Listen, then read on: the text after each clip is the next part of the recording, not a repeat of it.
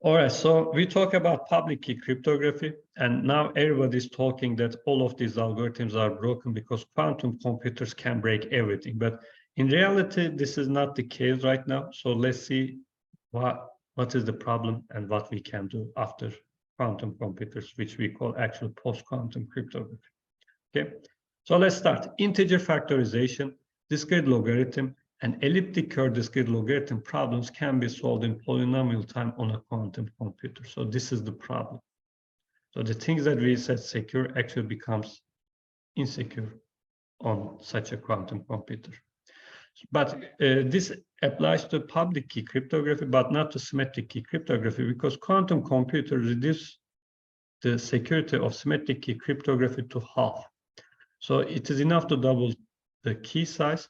For instance, instead of AES-128, you can move to AES-256, which will give you, 128-bit security. But here, actually, you don't even need to do this because we say that AES-128 security becomes 64-bit. This means that actually you need to perform 2 to the 64 operations on a quantum computer to break this.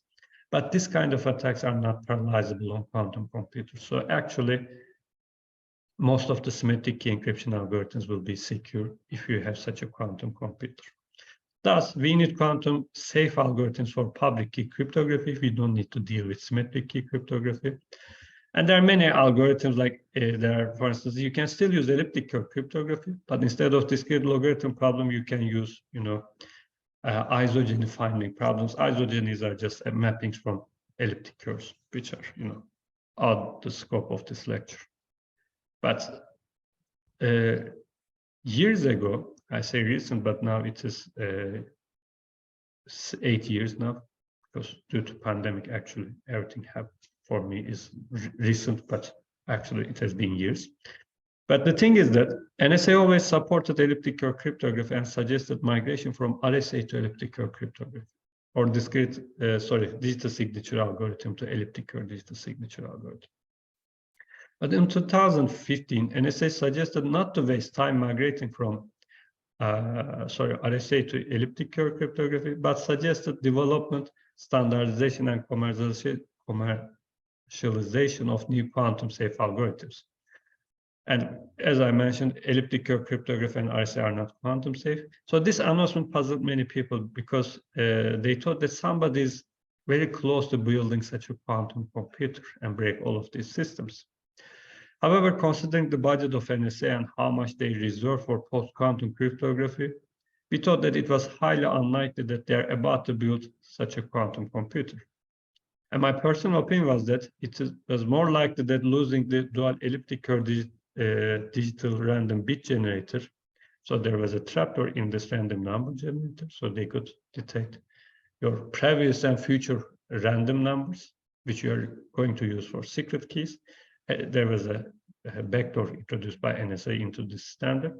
But after Snowden documents, we realized this bug, so we no longer use it. So maybe for this reason, NSA said that maybe people should stick to RSA instead of elliptic curve cryptography, because this part is more easier to break than elliptic curve cryptography. So if you want to read more, there's a very nice paper by Neil Koblis and Alfred Menezes from 2015, where they explain why they don't think that quantum computers are within our reach in the following recent future, like maybe 10 years or 15 years. So they think that it is not highly likely that there will be such a quantum computer in foreseeable future. Okay, so there was some quantum NIST still organized a quantum cryptography competition. So this was the timeline. But here, strange things happen. People introduce new algorithms saying that these are secure against quantum computers, and we break most of them with classical computers. So actually, our knowledge in this area is not that good. So this actually shows that it was a very nice idea to have a competition. Most probably, we will have further competitions in the following 5 or 10 years to increase our knowledge and have better algorithms. So there were many different types of algorithms which based on like lattices, code-based, multivariate, symmetric-based, other, and so on. So isogenies are eliminated here. This was the end of the second round. But at the end, these were the round 3 finalists. Okay. And there were some alternative finalists. I'm moving on because this competition actually ended. So, but let me summarize it like this.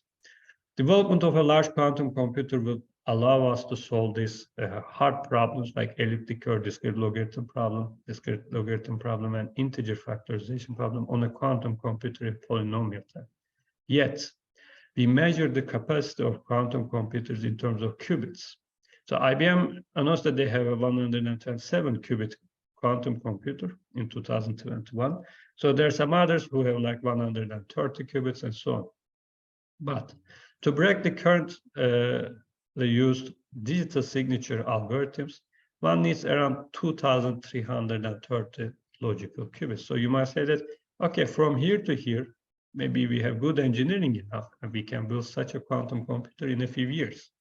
But the thing is that there are, the noise is really huge in these qubits, in physical qubits. So in order to have this many logical qubits, probably you need around 7 million physical qubits. So from here to here, you need a very huge technological advancement. This is why I don't expect to see such a large quantum computer in maybe the following 20 years. Okay? So there's not such a huge problem right now, but we should be prepared for the future.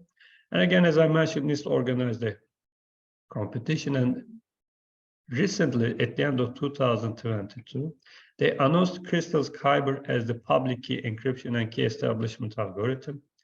They also provided these 3 digital signature algorithms, but currently the competition for this part actually goes on. You can still submit a new digital signature algorithm that supports post-quantum security. So as you can see, currently we don't have much of a problem, but you can think about it like this. For instance, maybe you're expecting to have such a quantum computer in 100 years. So you might say that we will be dead by then, so there's no problem. But maybe you want to still keep some government documents secret after 100 years. So for this reason, you need to have such a algorithm today and encrypt it with that. This is the main problem. So this is actually a preparation for the future.